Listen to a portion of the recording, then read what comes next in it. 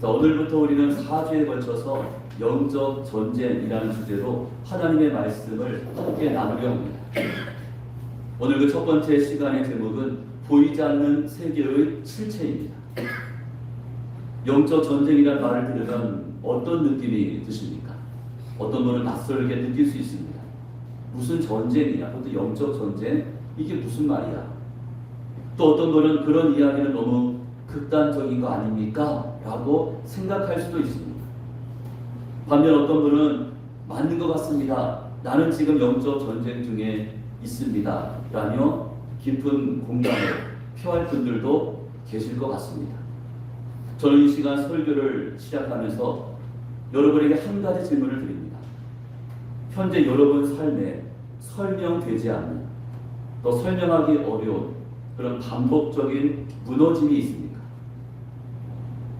이유는 잘 모르지만 마음이 자꾸 무너집니까? 번번이 기도가 막히지는 않습니까? 사소한 일에도 분노가 치밀어 오르지 않습니까? 사람들과의 관계가 계속해서 꼬여만 가고 또 두려움과 낙심이 쉴 새 없이 여러분의 마음을 괴롭히지 않습니까? 우리는 보통 이 같은 반복되는 무너짐의 이유를 이렇게 설명합니다. 내 의지가 약해서 그래. 내 성격이 문제지. 내 성격 때문이야. 환경이 좋지 않아서 그런 거지 뭐. 내 환경이 요즘 좋지 않아. 요즘에 운이 없어서 그래. 요즘 운빨이 좀 딸려. 운으로 돌려버립니다. 물론 그런 요소들도 분명히 있을 것입니다. 그러나 성경은 그것보다 더 깊은 다른 차원의 이야기를 말해줍니다. 성경은 우리에게 보이지 않는 영적 세계가 존재하며 또 그 안에서 지금도 치열한 영적 전쟁이 벌어지고 있다고 말씀합니다. 그리고 이 전쟁은 먼 나라 이야기, 또 특별한 사람들의 이야기가 아닙니다. 지금 이 시간에도 우리의 가정, 또 우리의 직장, 우리의 몸된 교회, 우리의 마음과 생각 속에서도 진행되고 있는 치열한 전쟁입니다. 오늘 본문은 바로 그런 사실을 저와 여러분에게 말씀해 주고 있습니다. 자, 첫째, 보이지 않는 영적 세계는 실제로 존재합니다. 우리 12절에 있는 말씀이요. 같이 읽습니다. 우리의 씨름은 혈과 육을 상대하는 것이 아니요 통치자들과 권세들과 이 어둠의 세상 주관자들과 하늘에 있는 악의 영들을 상대하니라. 바울은 우리의 삶을 씨름이라고 표현합니다. 헬라어로는 할례라는 단어인데 이는 두 사람이 몸을 맞대고 싸우는 격투 경기를 의미합니다. 멀리서 화살을 쏘는 그런 전쟁이 아닙니다. 얼굴과 얼굴을 마주하고 몸과 몸이 부딪히는 치열한 싸움입니다. 여러분, 이런 싸움이 지금도 우리의 삶 속에서 날마다 벌어지고 있음을 기억해야 합니다. 예배를 드리고자 할 때, 또 말씀과 기도의 자리에 서려고 할 때, 또 하나님께 가까이 나아가려고 할 때마다 바로 그 자리에서부터 전쟁이 시작됩니다. 그런데 바울은 이 싸움의 상대가 혈과 육이 아니라고 말합니다. 그 사람들과의 싸움이 아님을 밝히고 있습니다. 사람을 상대하는 싸움이 아니라 그렇게 말합니다. 이 부분이 굉장히 중요합니다. 왜냐하면 우리는 흔히 문제의 원인을 누구에서 찾습니까? 사람에게서 찾습니다. 누구를 탓합니까? 사람을 탓합니다. 저 사람 때문에 내가 상처를 받았습니다. 저 사람만 없으면 내가 행복할 것 같습니다. 우리 가정과 직장과 교회가 힘든 까닭은 바로 다 저 사람 때문입니다. 사람을 탓합니다. 물론 사람으로 인한 어려움 분명 존재합니다. 상처를 주는 사람이 있습니다. 또 갈등과 문제를 조장하는 트러블 메이커가 우리 가운데 있습니다. 그러나 바울은 분명히 말합니다. 우리의 씨름은 혈과 육을 상대하는 것이 아니요. 이 사실을 놓치면 평생 사람과 싸우다가 끝나게 됩니다. 가정에서는 남편과 아내, 부모와 자녀가 싸웁니다.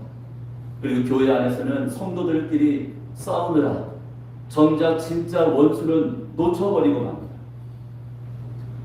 사탄이 가장 즐겨 쓰는 전략 가운데 한 가지는 서로가 서로를 적으로 착각하게 해서 스스로 자멸하게 만드는 것입니다. 이것이 사단의 전략입니다. 이처럼 사단이는 우리로 사람만 바라보게 합니다. 그래서 정작 영적 실체는 보지 못하도록 미혹하고 있습니다. 그렇다면 우리의 씨름의 상대가 누구입니까? 바울은 네 가지로 말합니다. 통치자들과 권세들, 또 이 어둠의 세상 주관자들, 그리고 하늘에 속한 악한 영들이라고 말하고 있습니다. 이는 사탄과 그에 속한 악한 영적 존재들의 조직적인 세력을 의미하고 있습니다. 즉 이 세상에는 눈에 보이는 세계만 있는 것이 아니라 여러분 눈에 보이지 않는 영적 세계도 실제합니다. 자, 믿으십니까? 그 안에서 사단 마귀가 지금도 활동하고 있는 거죠. 물론 저희는 사단 마귀를 지나치게 두려워할 필요가 없습니다. 그러나 반대로 그의 존재를 무시해서도 안 됩니다. 사탄이는 사람들로 하여금 자신의 존재를 믿지 않도록 하는 그런 일에 공을 들이고 있습니다. 적이 있다는 사실조차 몰라야 전쟁에서 이길 수 있기 때문이죠. 영적 전쟁도 마찬가지입니다. 어떤 분은 이렇게 질문할 수 있습니다. 목사님, 눈에 보이지 않는 그 존재를 어떻게 믿을 수 있습니까? 영적 전쟁, 눈에 보이지 않는데 어떻게 확인할 수 있습니까? 이 질문에 대한 좋은 답이 열왕기하 6장 말씀에 나옵니다. 아람 왕이 엘리사 선자를 잡기 위하여 군대를 보내서 성 주위를 포위했을 때 엘리사의 사환은 아람의 군대와 말과 병거가 성 주변을 빼곡하게 둘러싸고 있는 장면을 바라보면서 두려움에 떨며 외쳤습니다. 내 주여, 우리가 어찌하리이까? 저들의 군대가 성을 둘러쌌는데 어떻게 하면 좋겠습니까? 라고 외칩니다. 그때 엘리사가 말하죠. 두려워하지 말라. 그리고 이렇게 기도합니다. 여호와여, 원하건대 그의 눈을 열어서 보게 하여 주옵소서. 그러자 하나님께서 그 사환의 눈을 열어주셨는데 하나님의 군대인 불말과 불병거가 산에 가득하여 엘리사를 둘러싸고 있는 장면을 보여주었습니다. 내 눈에 보이지 않는다고 해서 없는 것이 아닙니다. 여러분, 이것이 영적 세계의 원리입니다. 우리 삶 속에서 벌어지고 있는 많은 일들 그 이면에는 눈에 보이지 않는 영적 세계가 존재합니다. 그리고 그 세계는 우리의 삶에 크든 작든 영향을 미치고 있습니다. 바라기는 눈에 보이는 현실 세계에만 매여 있는 것이 아니라 영적인 세계를 믿음의 눈으로 바라볼 수 있기를 주님의 이름으로 축원합니다. 두 번째 영적 전쟁은 이미 시작되었습니다. 자, 계시록 12장 7절에서 9절까지요. 우리 보면서 같이 읽습니다. 하늘에 전쟁이 있으니 미가엘과 그의 사자들이 용과 더불어 싸울세. 용과 그의 사자들도 싸우나 이기지 못하여 다시 하늘에서 그들이 있을 곳을 얻지 못하니라. 큰 용이 내쫓기니 옛때 곧 마귀라고도 하고 석한이라고도 하며 온 천하를 깨는 자 그가 땅으로 내쫓기니 그의 사자들도 그와 함께 내쫓기리라. 자, 계시록 이 장면은 사탄의 패배와 추방을 묵시적인 언어로 보여주는 말씀입니다. 사도 요한은 계시 가운데 받은 말씀이죠. 하늘에서 전쟁이 일어났습니다. 사탄과 그를 따르는 세력은 패하여 하늘에서 쫓겨납니다. 그런데 여기서 중요한 표현이 나옵니다. 어떤 표현입니까? 그가 땅으로 내쫓기니. 사탄이 패하여 쫓겨난 곳은 다름 아니다. 우리가 지금 살고 있는 바로 이 땅입니다. 이 땅으로 쫓겨났다고 했습니다.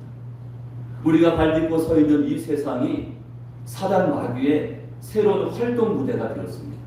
공중의 권세 잡은 자가 되었습니다. 즉 우리의 가정과 직장과 학교 그리고 우리의 마음과 생각까지도 영적 전쟁터가 된 것입니다.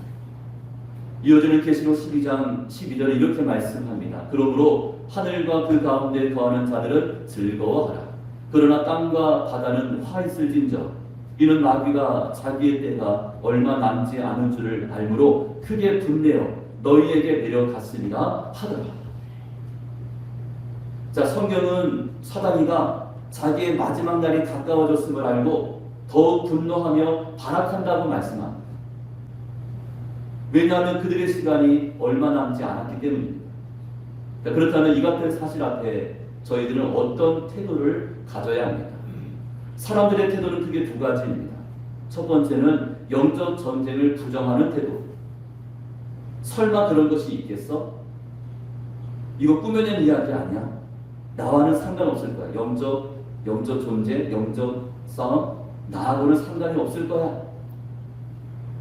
이렇게 생각하면서 전쟁이 없는 척 사는 것입니다. 분명히 전쟁이 벌어지고 있는데도 전쟁이 없다는 생각을 가지고 사는 것이죠.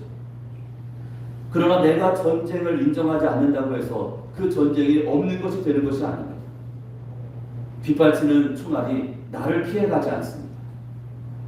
자신이 전쟁터에 있다는 사실을 부인한 채 무방비 상태로 있다가는 속수무책으로 당합니다. 패배자의 삶을 살 수밖에 없는 것입니다. 여러분 한 주간 어떻습니까? 승리자의 삶으로 살다 오셨습니까? 아니면 나도 모르게 패배자의 삶으로 살다 오셨습니까? 영적인 전쟁입니다. 두 번째 태도는 영적 전쟁을 인정하는 태도입니다. 아, 그렇구나. 나는 이미 영적 전쟁 한복판에 서 있는 것이구나. 나는 지금도 매일같이 영적인 싸움을 싸우고 있구나. 인정하는 것이죠. 이 사실을 인정하는 것은 너무나 중요합니다. 이것이 영적 승리의 첫걸음이 되기 때문입니다. 여러분, 전쟁에서 가장 위험한 상황은 군사력이 약한 것이 아니에요. 내 자신이 전쟁 중에 있음을 모르고 있는 것입니다. 전쟁이 시작되었음을 알아야 무기를 들 수가 있습니다. 전쟁이 있음을 알고 있어야 내가 기도하면서 그 전쟁을 대비할 수가 있는 것입니다. 자, 우리가 원하든 원치 않든 이미 영적 전쟁터에 서 있습니다. 내가 원하지 않아도 이미 영적 전쟁터 한복판에 우리가 서 있는 것입니다. 그러면 오늘 우리가 가장 먼저 해야 할 것은 영적 전쟁의 실제를 인정하는 것입니다. 아, 영적 전쟁이 있구나. 내가 그 가운데 서 있는 것이구나. 인정해야 합니다. 그럴 때 비로소 우리는 하나님의 전신갑주로 무장하게 되고 승리가 보장된 삶을 살아갈 수 있는 줄로 믿습니다. 세 번째 가장 큰 위험은 사탄의 계략을 모른 채 살아가는 영적 무지입니다. 얼마나 무지한지 몰라요. 자, 11절에 있는 말씀이에요. 11절 말씀을 같이 읽습니다. 마귀의 관계를 능히 대적하기 위하여 하나님의 전신갑주를 입으라.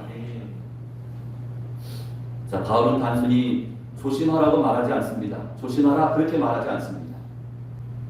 대신에 마귀의 관계를 대적하라고 말합니다. 관계라는 단어에 주목해야 합니다.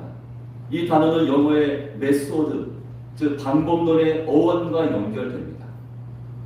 단순한 속임수 정도가 아닙니다. 치밀하게 계획된 전략이고 또 목적을 가지고 설계된 계략을 의미합니다. 방법을 가지고 저희를 접근합니다. 다시 말해 사단은 저희를 무너뜨리기 위해서 그냥 즉흥적으로 행동하지 않습니다. 우리 약한 부분이 어디인지, 어떤 상처를 가지고 있는지, 무엇 때문에 흔들리는지, 어떤 상황에서 쉽게 낙심하게 되는지 그 아킬레스건을 집중적으로 공격합니다. 얼마나 기가 막히게 알고 있는지 모릅니다.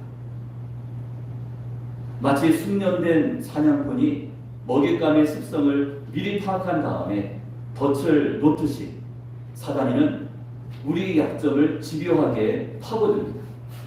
여기서 우리가 반드시 알아야 될 사실이 있습니다. 자, 사단의 목표가 무엇입니까? 우리를 단번에 파괴시키는 것이 아닙니다. 그럴 수도 없습니다.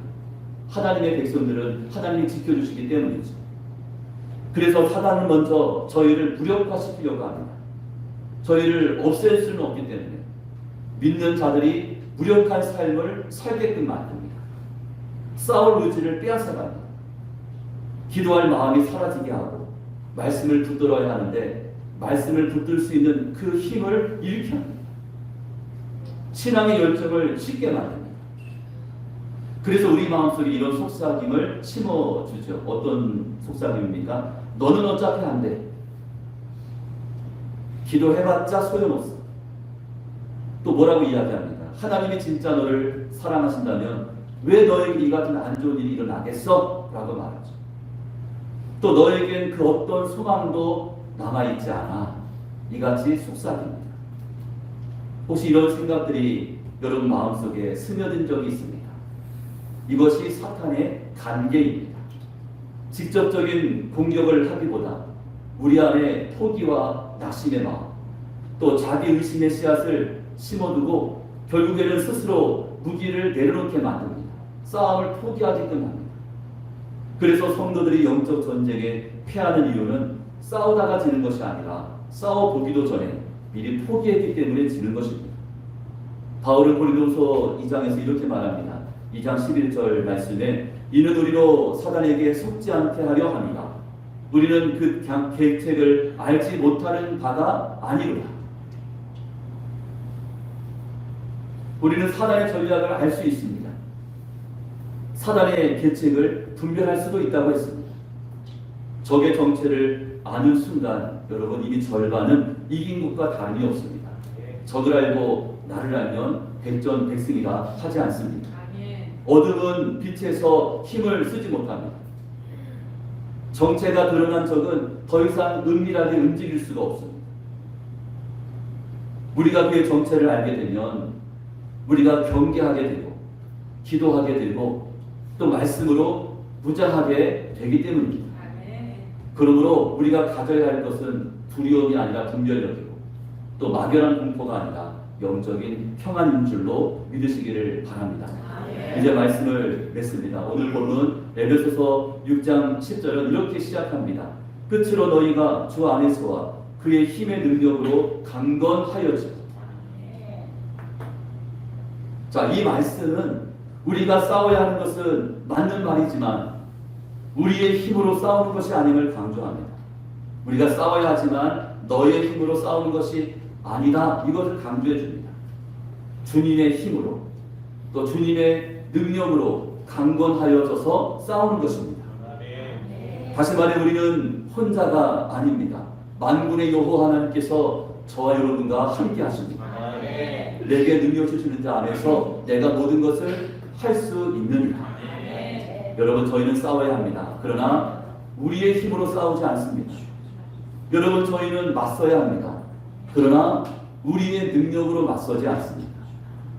우리는 주님의 힘으로 싸우고 주님의 말씀으로 강해지며 또 주님의 능력으로 승리하는 십자가 군사인 줄로 믿습니다. 바라기는 하나님께서 우리의 영적인 눈을 열어주시고 보이지 않는 세계를 분별하게 하시며 두려움이 아니라 믿음으로 낙심이 아니라 담대함으로 살아가기를 간절히 소망합니다. 그래서 지금도 계속 벌어지고 있는 영적 전쟁에서 주님과 함께 승리하는 그런 십자가 군사들 다 되시기를 주님의 이름으로 축원합니다.